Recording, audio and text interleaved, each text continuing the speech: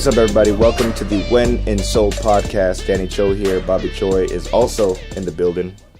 The last episode, we talked about the things we consider the best of Seoul. This episode, we're going to talk about things that we consider the worst of Seoul. Maybe the bad things about Seoul. Yeah, some of the worst things we consider bad about Seoul. I love messing up. Yeah, your English is fantastic. It's just getting worse and worse. And that's why I bring that up. Yeah. Because if you live in Seoul, you know this. If you're definitely an expat or a foreigner, you know whatever your home language is, it's going to get worse. Oh, it's going to get... My English has been... My English skill has been plummeting, and that's why I'm trying to use words like plummeting to try to, like, you know, still keep it... to save your pride. Right. I have friends that I grew up with that we called fobs, like Korean fobs, right, that were from Korea. And they moved to the States when they were maybe like 10 years old or in their teens. And we would make fun of them because their English was bad. Yeah. But then we found out later that their Korean was getting worse too. And so I'm starting to feel what maybe they were going through. And I kind of feel bad, actually. Yeah. So it's probably karma that's getting me. Yeah. Well, I mean, some of the things about Seoul that I don't like. The number one thing is the poor air quality. The air quality here is just no joke bad. You know what I mean? I mean, we're from LA. Yeah. I mean, we lived in LA, and the pollution there is pretty bad. Yeah. New York too. It's not so great. The pollution. Just any big city, it's not great. But when you get to Seoul, you get smacked in the face. It is noticeably bad. Like, you know, people were telling me before I got here, like, hey man. They were telling me about the yellow dust. They were telling me about all this stuff, right? And they say it's not as bad as China. I've never been to China, so I can't attest to that. So, but apparently it's really bad in China and Beijing and like I don't know, Hong Kong. They also say that a lot of that pollution travels to Seoul. Yeah. So I think that's just them trying to blame other people. Yeah. No. I mean, there's a lot that comes from Seoul as well. Yeah. Industry here, clearly. I have to say, dude, like, you know, when I first got here, I was on Operation Danny Lose Some Weight.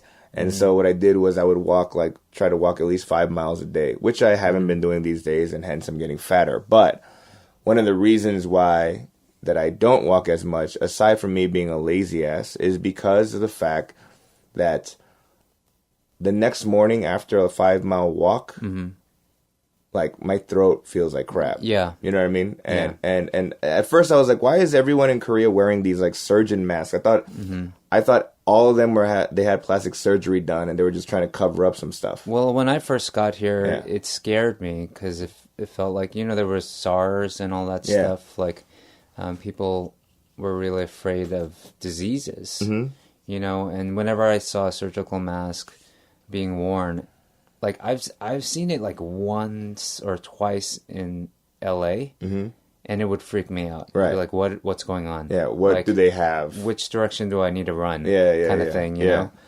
And so when I first came to Korea, and a lot of people were wearing it, it weirded me out. Yeah. But then soon, after being here a while, you realize, your throat starts to itch. I run outdoors a lot, right, and so I have to check there's an app. You can check the air quality.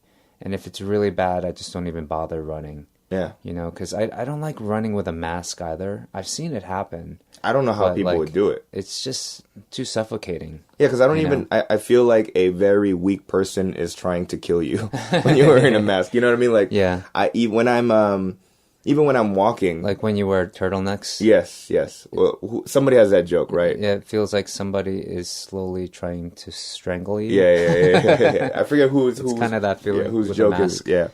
And, you know, the funny thing is, like, when I first got here, you know, you get, like, those emergency text messages.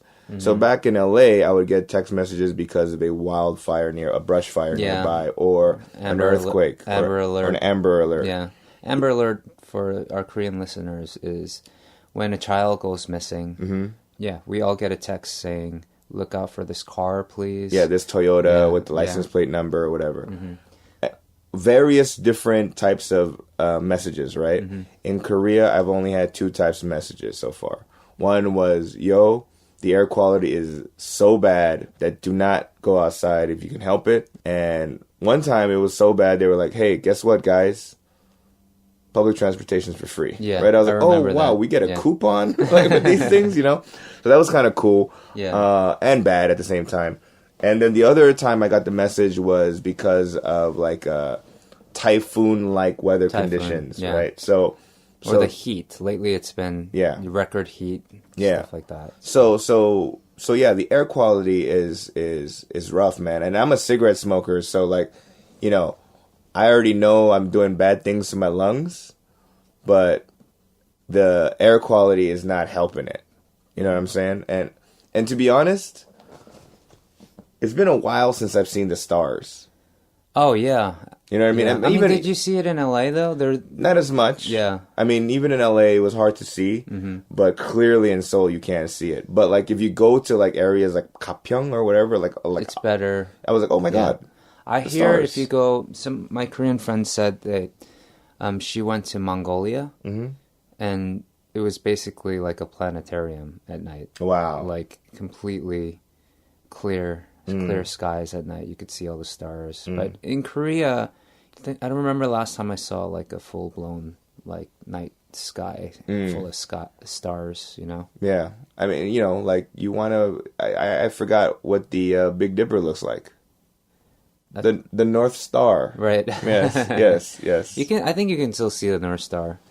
Yeah, the air quality here, as a runner, I started noticing I would cough up like yellow phlegm when it's really bad. But I will say lately, in the last couple of weeks, it's just been beautiful out. Yeah, the weather's been great, and it's been lovely. And it's lovely, and even the air quality hasn't been as bad. Yeah. I mean, like the skies are clear, the clouds are just like ominous. It's like really nice. Yeah. I'm hoping that means like things are shaping up. Yeah. I don't know. Well, I don't know. I just think it's because the rainy season just passed. Because true. right when right after it rains, the air kind of gets better. Yeah, for like a day or half a day, something like that. So yeah. Same in LA. When it's a rainy day, I love going hiking the next day. Right. Because you get to see all of LA, like at the top of the mountains. I just don't like hiking in general. I can see that. Yeah, screw you. The other thing about for me, it's very personal, but I was spoiled. I realized coming from LA that every day felt the same in terms of weather. I mean, there was a little bit of rain here and there, but in terms of the heat, summertimes it gets hotter, but it's dry heat. But it's dry, so it's it's here. Like I thought I was a summer guy. I prefer the winters in Korea than the summers. I see. I can see that because I was like, I can put on clothes and then adjust by taking off clothes. Yeah. But in the summertime, dude, it's so humid, dude. Your water bill goes up a lot too. You like 3 showers a day. Yeah. I mean, I moved into my place in March, so like right past wintertime. So I don't know what the winter bills are going to be like. Okay. But my summer bills have been drastically higher. But at least AC. And stuff. Yeah. I one of the things I don't like about the weather being so hot here is that you get sick in the winter. Like you catch a cold because so many places have the AC blasting. You come in from the hot into this cold environment, and you keep doing that throughout the day. Right. And you get sick. Like that kind of thing never really happened to me back home in the States. Yeah, because the weather was kind of almost uniform. You know what I mean? There was a little bit of fluctuation, but not. And a few weeks ago, I was in Hong Kong, right? That place was humid. Yeah. You know what? Taiwan, I go there like every year or every other year, and the humidity there is even worse. Yeah.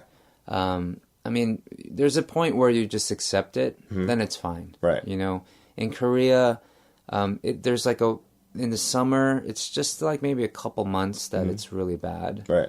And so that's why it stands out more, I think, because you don't want to accept it. I think that's why I don't like it. I love traveling outside of Korea in those humid months. Right. Speaking of which, when the summer is over and then you get beautiful weather like right now, this fall weather is coming in, and you know it's like sweater weather. I like to call it. Okay. I guess we're not even there yet. I think we're still in t-shirts. Oh yeah. It's dry out. It's cool out at the same time. It's not too hot. That seems to go away really quickly. Yeah, it's like I feel like in Seoul, at least in Seoul, I don't know about the rest of Korea, but I feel like the seasons are not equally distributed. Yeah. So you get like maybe like 2 weeks of fall, and then you go straight into winter, right? And it's the worst when I have to travel outside of Seoul when it's at its best. Like, I love it in the fall, which feels like just 2 weeks out of the year. Yeah. And the spring as well feels like it's just too short. And then the winters feel long, summers feel long. And so that's probably one of the things I feel like one of the worst things about Seoul. Maybe I'm getting it wrong, but maybe I was just spoiled back in New York with the seasons. Was New York were the seasons more uniform in terms of like 3 months of that and 3 months of this, or? Yeah, I mean you get a good variety of weather, I guess. I think it affects your psyche too in a way. You get a good balance. I think that's why when I meet people that grew up in LA, I always like kind of judge them. Why? I feel like, and I also applaud them because I feel like, oh, you turned out normal. Like, I feel like if I had sun all the time, like that would affect my psyche. I would just not be able to, you know, like I wouldn't have balance in my life. Does that make sense? Well, I mean, sun's usually a good thing, man. I mean, unless you stay there like too long. Hawaii, you know, they have island fever. Right. You know? Right. You gotta not live in paradise all the time. Otherwise, you can't appreciate life to its fullest, I guess. That's what I'm saying. I'm just saying you're a hater because California, LA has awesome weather. It's pretty great. Yeah, awesome. But sometimes I like the winter, you know. Korea, though, the winters are really brutal. They're pretty brutal.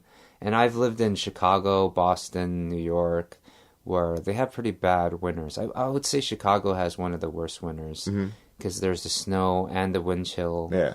And it's pretty bad. But Korea gets that way, too. Oh, dude. This past winter, apparently, it was like a record-breaking cold. That doesn't help as well because we're like in an age where every year something is record-breaking. Like, there's like the hottest day in Seoul, like hottest weeks in Seoul in years. Right. And I'm like, I think like 100 years or something like that. Which is interesting because they said technically it was 114 years. And I don't know when the thermometer was invented. Yeah. But I was like, so 114 years ago, some person, how did they record this? They had thermometers back then. 114 years ago? Yeah, I mean, they weren't on iPhones. But it's a mixture of chemistry, of mercury, and temperature. And mercury, I was like, oh crap. Oh, Bobby knows a little science. Right? You believe in science. The table, what do you call it? The table of contents? The periodic elements? The periodic table. Yeah. Yes. I studied that in grade school. The table of contents. That's the beginning of a book, bro. You know what? I've been living in Seoul too long. That's hilarious. I can't like articulate things as I used to as well. I've been noticing this in my songs too. My songs are getting very simple. I'm just like rhyming house with Mouse. Oh, thanks. I couldn't even get there. You see, you're still new. Yeah. You were able to get to mouse before me. Turn on the aircon. Give me the remote con. One of the other things I will say, it's a touchy situation to talk about the worst things about Seoul because it just sounds close to us complaining. Right. But we love living in Seoul, by the way. Yeah. And so we're just saying nowhere is perfect. Right. And the things that just bother us, it just happens to be. It's a cultural thing, maybe. It's something there are things that we didn't grow up with, and it's new to us. And so that's what just to remind everyone. The smells. It takes getting used to. Like now, I'm fine with it, and sometimes I miss it in a weird way. Really? Yeah. Like what kind of smells, though? You know, like when you walk by a sewer grate here and you get a whiff of just that, I don't know, 100-day-old jjampong or whatever it is. It's like this really pungent would be like complimenting the smell, but it like punches you in the face. And you miss that? In a way, like when I walk by it with foreigners, Yeah. like with people visiting, I just call other people foreigners and not myself. Yeah. But when I walk with people visiting and I take a whiff of that, that's the only time I really take notice of it these days is because I know that they're about to smell that and they're going to judge Right. this country, the place that I live and love. And so I'm always like, it takes getting used to. Kind of thing. And, the other thing is like, for example, they leave, they have containers for it, but the food waste, yeah. you know what I mean? When they leave it outside. The food waste, trash cans. Yeah, right. It's a trash can, but it still smells, right? Yeah. You know? And on top of that, when you go to certain places like in Shincheon, next to the train stop, there's old ladies that are selling like dried fish. Oh, right. Yeah. Right? So like things like that are smells that some funky smells to foreigners. that I'm not used to. And I think that smell is prevalent through a lot of Asian countries. Yeah, sure, You know what I mean? sure. So it's just for our experience. If you're having a bad day and you take a big whiff of that, it's not the best. It doesn't get better. Yeah. The day doesn't get better, right? And no deodorant here. Oh, So well, humid times. Look, deodorant, yeah. they say there was a study says that Asians or Koreans, they don't have a gene or whatever They're that makes missing them, the gene that doesn't make their sweat smell, which is their body odor, which is BS because I have BO. Okay. Yeah. Do you use deodorant? You bring it over from the States? Well, I ran out. It's been 9 months and I ran out of all deodorant, so I need to go get some more. I don't know, possibly though, your diet is very Korean now. Yes. You know, I think BO has a lot to do with diet as well. Absolutely. And so back in the States, I think I smelled worse than I do here. Well, that's also because I think I'm a vegan now. Yeah. So I think that helps as well. So you smell like cilantro. But back in the States, I like heavily relied on fast food. Right. And like processed foods and stuff. That never helps. And then people say that I've heard this from a lot of Koreans that when they look at a kyopo or a foreigner, like from America especially, they'd be like, that dude smells like cheese. Really? Yeah, and I'm like, well, y'all eat cheese a lot too. Now you put cheese on everything now. You know what I mean? I've never used deodorant in my life though, and I don't think my wife doesn't even know what it is. They call it deodorant. Okay. Maybe I was pronouncing it wrong. Oh, but they have they don't have deodorant, but they have this cream in Korea, and where you apply it, and it's like antiperspirant, so you don't sweat. Oh, I've never heard of this in my 7 years here. Yeah. It's probably because you were seeking it out. No, I was talking to some girl, and she's like, "Opa, they have some like whatever. You go to, but you have to go to the pharmacy. You don't go to like an Olive Young or whatever to get it, right?" Yeah. But I'm like, that can't be good for you if you apply it on your body and it closes up your sweat pores. Oh. You know what I mean? Right. Like, it's just going to divert it to some other part of your body. Yeah, just get all bloated and it's going to go to my lip like it is right now. We should start a deodorant business in Korea, for foreigners and expats. right? We could. So we start our own, our own brand. Yeah, why not? The Bobby and Danny deodorant, or is it like we just import it from the States or something, right? Import. There's got to be a way of importing it and stuff. The army base. Another thing is, I feel, is ageism. Oh, that's a thing we talk about in the past with hierarchy culture, stuff like that.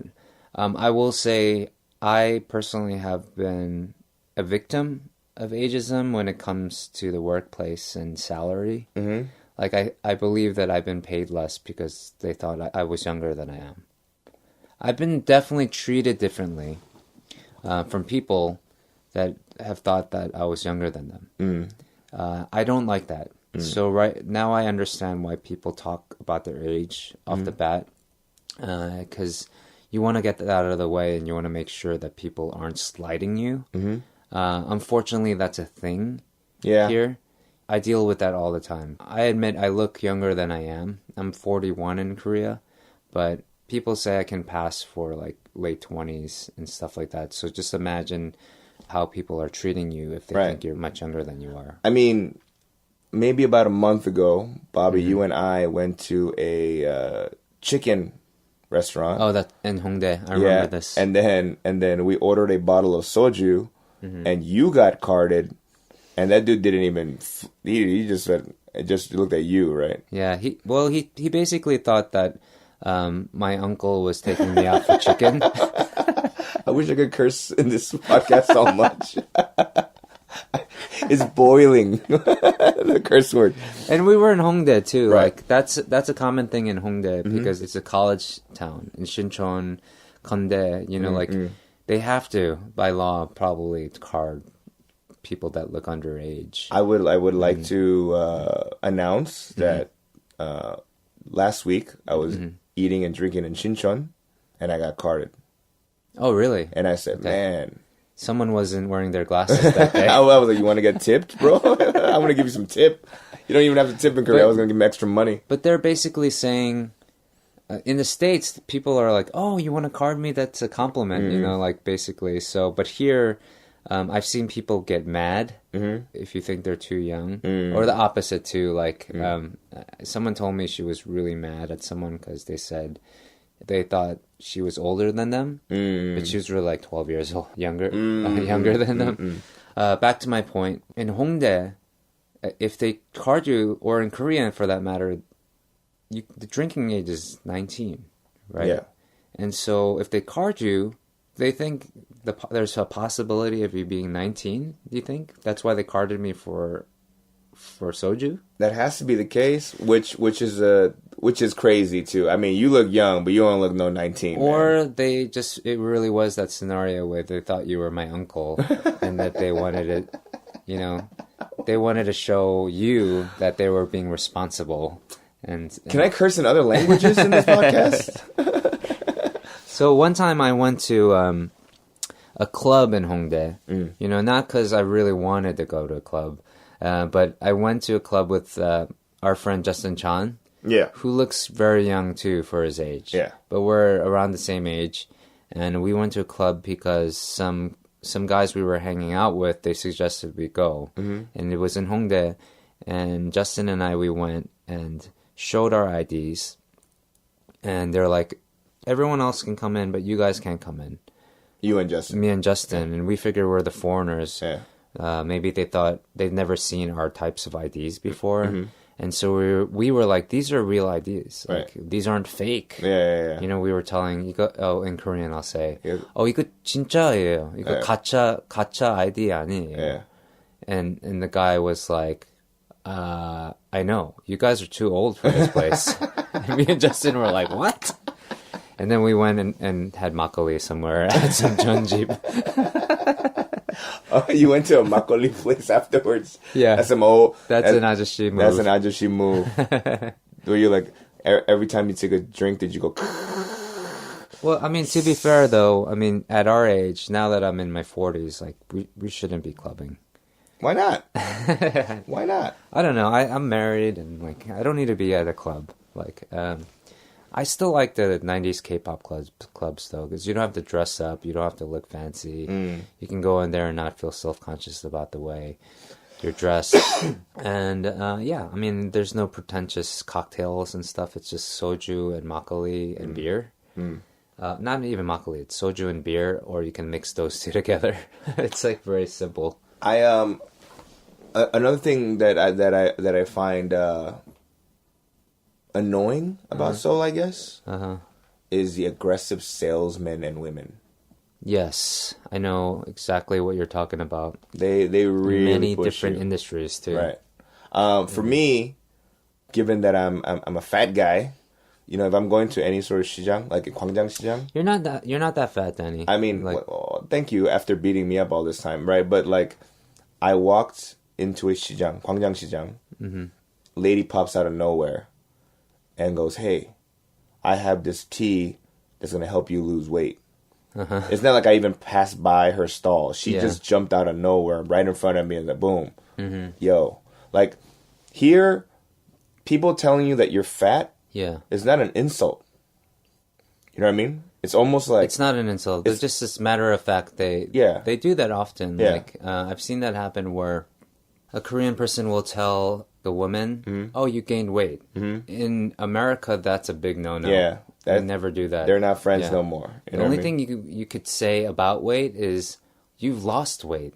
People like to hear that, and so. But here, yes, it's a very matter of fact thing. Like for example, this was years ago. I was supposed to meet you up in Itaewon at some cafe. And on the way to that cafe, there was a bunch of them big and tall stores. Yeah, Itaewon has all the big and tall stores. Yeah, because all the foreigners go there, right? And typically foreigners are typically fatter, right? Or bigger, right? And so the salesmen, the workers in all the shops came out when they saw me. And they were like, "Yo, excuse me, sir. We got clothes that fit you here." You know what I mean? And I'm just on my way to try to, meet up my good friend, right? But... I felt like I was like, no man, I don't need to buy a outdated FUBU jacket. Like I don't need any of that, right? Like I don't need it. Right. But oh, dude, I was so mad. And then when I moved here, and I was staying in Itaewon for a little bit. Yeah. Every time, because I was doing my 5-mile walk and I'm walking all around the area. Every time I passed by them, I saw them go, "Oh yeah, yo, we got clothes that fit you." They say it in English? In Korean. In Korean. Like, 사장님, 이게 맞는 거 있어요. Like, we got, excuse me, sir, we got clothes that fit you. It's upsetting, but again, I think it's a cultural thing because, like we said before, calling somebody, like, saying that they gain weight is not an insult. It's not a cultural faux pas. You know what I mean? Now, I have my Chinese friends from back home. Like, I know their parents, right? Yeah. So when I would gain weight, and I haven't seen him in a long time, like my friend Will's mom went, "Oh, Daniel, you look healthy." You look healthy. It's like a euphemism for you. Yeah. You're eating well. Yeah, you're like, "Oh man, you eat like a king." You know what I mean? So in that way, Koreans can be very aggressive in that manner, right? Of being, it's not a nunchi thing. It's just a cultural thing. And nunchi, for those that don't know what that means, it means something in Korean. I want to say it's more like common sense. Common sense. It's like perceptive, being perceptive. Being perceptive, but also being self-aware. Yeah. It's like nunchi, there is no real direct translation, to be honest. Courteous, also. It has something to do with being courteous. But speaking of the aggressive nature that people come at you in Korea, have you ever been to like a 시장? They have the fish markets. People are going there to pick out their fish to go have it served at a restaurant nearby, right? Those fish mongers or the people that fishmongers, the workers that are selling the fish, they come at you too aggressive. I can't take it. Like what do they do? They walk by and they're like, "Oh, we have it. Come here. We have it a good price for you. Like we'll just come here. Our fish is the best." But something in Korean, I don't know what they're saying. Right. I'm just guessing that's what they're saying. 사장님 여기 와 여기 fish 좋은 거 있어요. I don't know. They're saying something like that, but it's just too aggressive. And so my wife knows that I don't like being in that situation because I don't like being a target. I know they just, at the end of the day, they just want my money. And it's even worse because I've been ripped off before. Like Noryangjeon market, I don't go there. Because I know it's a big tourist attraction and it looks great. It's this huge fish place. But my wife and I, we stay away from there. We go to like, there's a place by World Cup. There's a place like south of Jamsil that has, they're aggressive there too. Like how? Like do they like they grab you by the hand? Do they like shove an octopus in your face? Oh, really? They get in your face and they try to get you to their place. And if you walk away, they make you feel bad. They try their best to make you feel bad. I don't like that. I think that's just terrible. I don't like those kinds of people. But I understand that they need to make a living, but there's a better way to do it. You know, they're just like you can just be calm. Right. You know that's gonna win me over. Now I'm just getting upset. It's bringing back bad memories. Noryangjeon, I like one time I insisted that I wanted to watch them cut the fish because someone told me that those are just stunt fish or whatever. And so I don't like that kind of thing exists. I didn't even know there was such a thing as stunt fish. It's like the Jackie Chan of fish. So I don't know, it makes me feel like I'm being ripped off and used. I don't like those things where tourists are taken advantage of. Yeah. Especially because I'm not a tourist anymore. I live here. Right. You know? I know. And this is kind of related to the, getting taken advantage of. You are a different person when we get into a cab. like I see it in your eyes, man. Like your eyes change. And you tell me it's because there are certain cab drivers, not all of them, but there's certain cab drivers that go, oh, this dude's not a Korean. Well, every now and then. Not a Korean. I'm going to bang him over the head with taking him the long way so they can make $5 more on the meter, right? And that's why every time I see we're in a cab together, you're not the same Bobby that I know. You're stay quiet. Yeah, I'm like, dang, Bobby, like. I practice the directions before I get in. I'm like, okay. 홍대역으로 가주세요. And I'll try to say it as best as possible, and I won't say anything for a while to make sure that they're on the right way, first of all. Right. But you know what's interesting is that, like, after you told me that, like, I'm aware of it, but there's part of me that goes, you can't do anything about it. For me, personally, because I still don't know the routes that well. And that's why, using Kakao, Taxi, they'll follow the map. And we just go what the map tells you, bro. Yeah, you know what I mean? But even then, I feel like sometimes they don't follow the nav. Yeah. And I'm like, and they'll ask me, which way should I go? They're testing me. Right. Which way should I go when it's on the map? It's already in the nav. I already called the Kakao Taxi. Why are you asking me? Right. Right. So I just say, just follow the Navi. Those kinds of things irk me. Yeah. I remember one time there was a cab driver that like completely took us for a ride. And I got mad. And at the end, he didn't even stop the meter when he got to the place. Remember? Yeah. Oh, that day, and you threw the pegwan at him. Yeah, because I gave him the money, and then all of a sudden it went up a pegwan, and he's like, "Oh, you owe me another pegwan." I was like, "What?"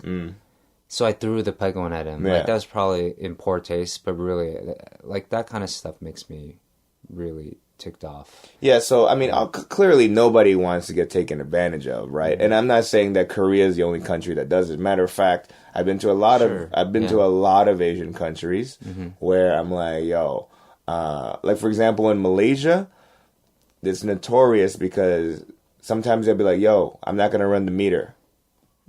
Oh, okay. It's $10 to get to where you need to go to. Well, not $10, but like whatever their ringgit is, right? That's that's their currency. So if you do the conversion in your head, it's not that bad, but you could have gotten there for 5 ringgit. So they just doubled what they would have gotten. I see. Right. Yeah, but then in terms of if you did the conversion of how much it really costs, it's like $2 to $1. That's the difference, right? So, but still, I mean, it's the principles of it. It's the principle that really irks you, right? Right. I think the best way to battle this kind of situation in Seoul is to have Korean friends or a Korean wife in my case. Yeah.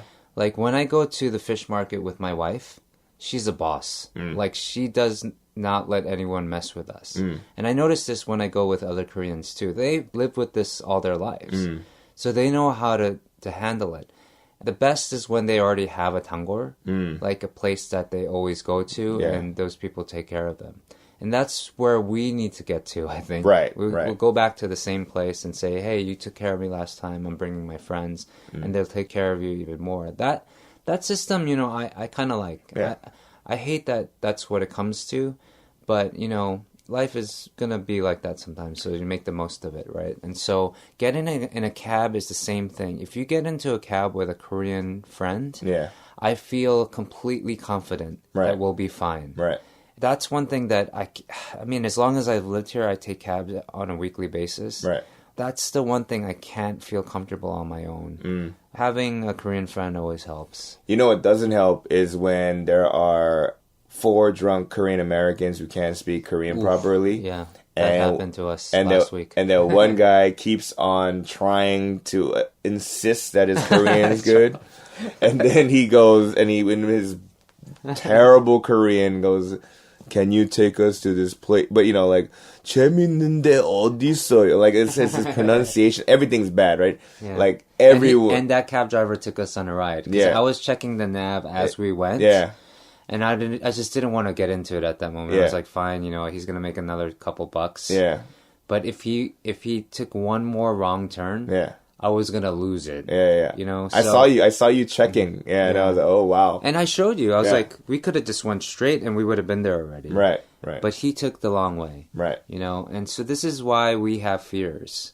As foreigners living in Seoul. Because it actually happens. And I've heard almost every foreigner I've ever talked to has had a bad taxi experience here in Korea. You know what I mean? Especially the ones that visit.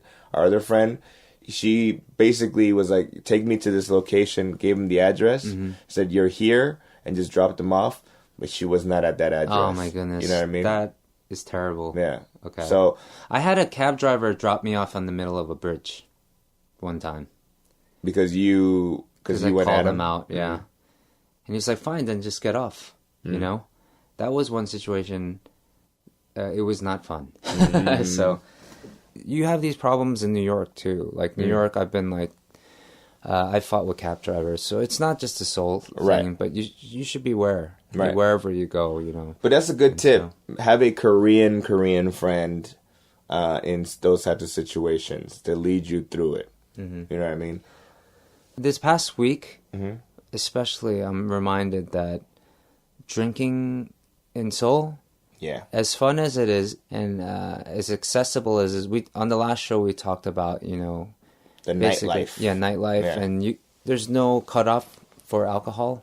That can also be a bad thing. Absolutely. And for us, because we work in entertainment, I feel like, I don't know, maybe it's the same for a lot of Koreans. You have to know how to drink. Drinking is kind of like a job here. And people say no, you don't need to know you don't need to be a heavy drinker or whatever to do this. But like, ultimately, I truly believe that in order for you to, you know, get certain deals done, and I don't think it's just for the entertainment business, to be honest. In Korea, there's this culture of 회식, right? So like, whether it's your teacher's 회식 or whatever company, they do 회식s, depending on how cool the company. 회식 means like, it's almost like a happy hour. Right? I mean, but you do it with your coworkers and the boss and the superiors and whatever. Now, you know, there will be circumstances where you can't make a 회식 because of some family stuff, but if you miss a lot of them, it is frowned upon because 회식s is more like a team building type of activity, right? And you can actually turn down alcohol here, but there's that element of peer pressure, but also people do judge you if you don't drink here. It's not cool. I mean, that's a thing. That kind of stinks. Right. But yeah, I mean, like, and I have health problems, so I can get out of not drinking all the time. But still, like, when I lived in LA, I would only drink maybe one day a week. That was the norm for us. I mean, we had to drive everywhere. Right. It was a pain to do math. You know, if I have a beer now, when can I go home? Right. Kind of stuff like that because I have to drive. Here, I mean, they have 대리운전, where they drive your car home for you. There's cabs. Just like people drink at convenience stores, you know? And so like, it just happens a lot. At least for us. Yeah. I feel like we're drinking all the time. We're always talking about our hangovers and stuff like that. I'm saying at least 3 to 4 times a week I'm drinking, which is not good, right? But the other part is wine's expensive. Like good wine's expensive here. Oh yeah, just the import tax. Import tax, I believe, on like wine and liquor, alcohol that's not from Korea. Just it's gonna cost more. Right. In general. So what I normally do is whenever I come back home from the States, I love wine. And my wife does too. So I always bring back 1 or 2 bottles in my suitcase. And it's always like, because they mark it up here like more than 2 or 3 times sometimes. Oh, yeah. There's a brand called Castle Rock, that we used to get at Trader Joe's. And it was $10, right? I saw it here in a supermarket. And it was like $30, but I was more than willing to buy it. Right. Because I thought that was cheap. I was on a date. And, I'm told that, we're going to do a dating episode later. But I was on a date, and the girl, she picked an Italian restaurant. And so we went. I was all right. I'm not even really a fan of Korean Italian food anyway. And then I was like, what kind of wine would you like? And I'm looking at the menu, and these are wines that I can clearly buy at the supermarket in the States for like $20. I believe it was a Kendall Jackson or something. I forget what the brand was, right? Okay. But I was like, I've seen this for this cheap. Yeah. Something like a. It was $100 on the menu. Oh yeah. And she was like, "How about this one?" And I looked at her and I was like, "Oh, I'm right. Okay." Yeah. Oh my goodness. Just talking about this alcohol stuff, like. My liver has suffered. Like literally, I got a checkup and they said I have a fatty liver. And I remember when I first found that out, I was really like kind of sad. And I remember going out for dinner and I was being offered soju and I just didn't feel like drinking because I felt like I have a fatty liver, So I told the people I was with, I'm not drinking today, I'm sorry. Like, I just found out I have a fatty liver. And they're like, we all have fatty livers. It's like, that's kind of stinks if you think about it. Right. A lot of people are in that situation because they're drinking a lot. I mean, it's definitely something you can take over and take over your life and not drink as much. And I'm starting to do that. This really comes down to you as a person. And so, but I'm just saying it is hard in Seoul. So don't completely judge us right. for complaining about it. And on top of that, the doctor just fat shamed your liver. Right. Called your liver fat.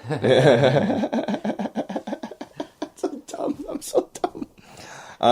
The other thing about Korea I mean, I'm from LA and the traffic's bad there too.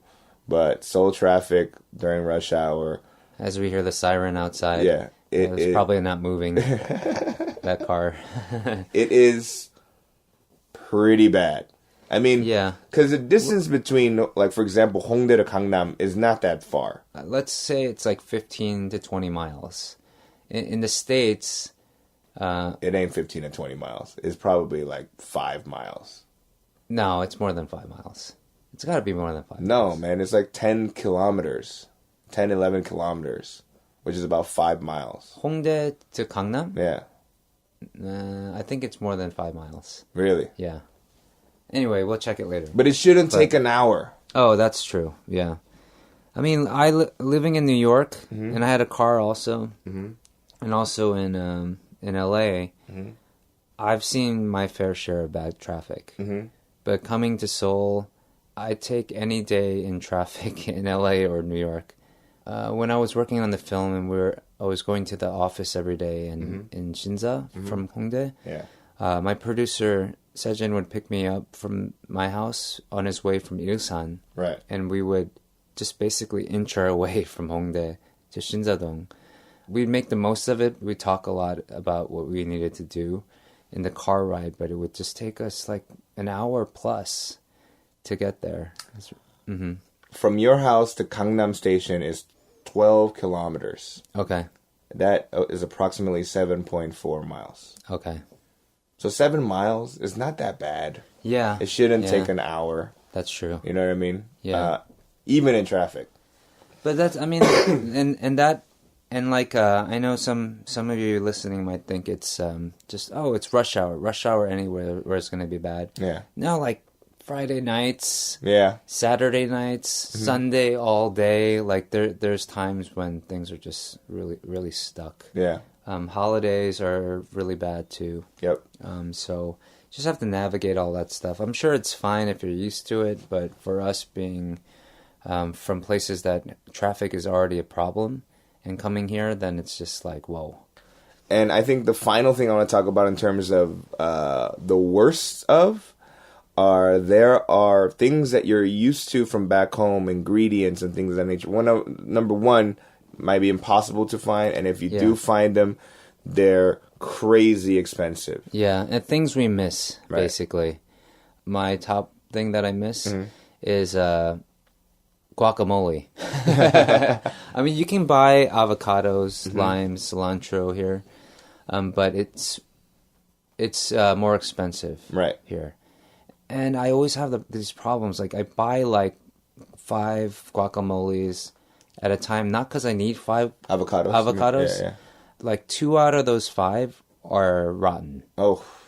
And I always have the same luck. And then I'm buying them. I try, whether I get it from the Shijang or I go to E-Mart and get it. Like, I always get the same luck with avocados. And then they're also like, when I first moved here, it was like $5 for 1 avocado. That's crazy. And like $2 for 1 lime. Yeah. The limes are still around really expensive. Right. Avocados got a little better.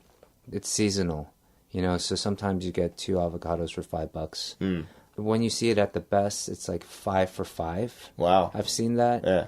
But again, it's like an Arby's sandwich deal. The 2 of them are like, Yeah, okay. Or you have to take out the rotten part. I don't know. Anyway, that kind of stuff I miss. Oof. And I realize when we go to Mexican restaurants here or like taco places, guacamole's been showing up on menus. That's a good thing. It's getting better. But when they were first opening, there was no like guacamole. Or it was more give you a lemon or the powdery. It's like the powdered guacamole mix as opposed to like real like I mashed some avocados with some lime juice and stuff like that. Or they give you a lemon instead of a lime. Right. Like if you can buy a Corona at some places here, and they'll put a lemon in it. Right. And I totally understand. I don't fault them for it. Yeah. It's funny though. Like, so my friend got a Corona, and a lemon came right, and he's like, "I want a lime," right? And he goes, "What are you talking about?" He's like, "The picture. There's a lime in the picture," and they went, "Oh, that's just a raw lemon, like a unripened lemon." Like the person tried to convince my friend that the green lime is an unripe lemon, right? And I went, "Yo, like we know fruits, bro." So yeah, you're right. Like those types of items like guacamole, like cilantro. Yeah. I mean, now you can find cilantro in a lot of places. Cilantro's expensive here too. Yeah. Like I'll get it, especially in the winter. Yeah. They'll charge me more than $5 for a small bunch. In the States, you can get like a whole like bag full of it for less than $1. So I miss more things like American snacks, like chips. Like I love Flaming Hot Cheetos, right? Yeah. They don't exist, and if you went to like one of them foreign markets here, it's like $10. Yeah. That was one thing when I first moved here. Like I'd ask people to bring for me. Like there was always those people used to ask me a lot. Hey, is there anything I can bring from the States? And I would say Flaming Hot Cheetos or something like that. That, or I would ask for. My brother would always bring me New York bagels. When I go back home, I bring bagels, But now there's like a few places that they actually... I heard there's one in Shincheon where there was an actual baker from New York, and she makes them just the same. Or they fly them out, frozen. That's crazy. Yeah. But for me, for a long time, it was just me bringing like a dozen bagels and just like rationing them out. Like I'd eat one a week. Oh yeah. Stuff like that. Every time I come back from the States, I'd pack my suitcase. I'd go with an empty suitcase and I bring back a lot of Trader Joe's stuff, or bagels, toothpaste.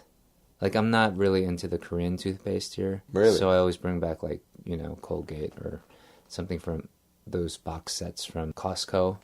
It's Colgate. You're a Crest Colgate. Whatever. Yeah, no, I'm not a Crest guy. I think Crest is garbage. And so, well, for all those listeners that are living in Korea, maybe you can email us about things that you find that are the best or the worst of Korea. You can email us at peninsulapod@gmail.com. Thanks for listening. Thanks, guys. Today